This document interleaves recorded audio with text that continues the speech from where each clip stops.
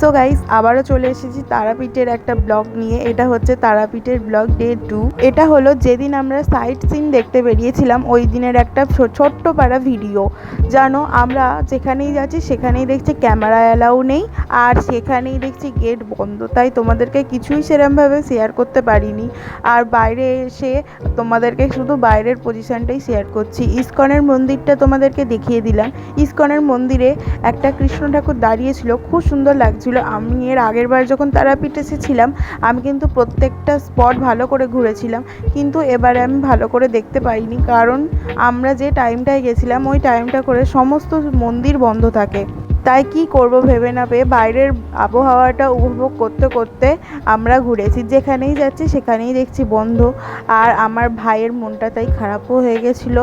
কি আর করা যাবে, ও রাস্তার মানুষজন, গরু, ছাগল, বাইক সমস্ত কিছু দেখছে। আই লাভ তারাপীঠ এই লেখাটা আমি তোমাদের সাথে শেয়ার করলাম। আর এখানে বাড়ি যাওয়ার প্রস্তুতি চলছে। তো টাটা তারাপীঠ। আজকের ভিডিওটা এখানেই শেষ করছি। ভালো লাগলে লাইক, কমেন্ট, শেয়ার, সাবস্ক্রাইব করে দিও। দেখা হচ্ছে অন্য কোনো একটা ভিডিওর সাথে।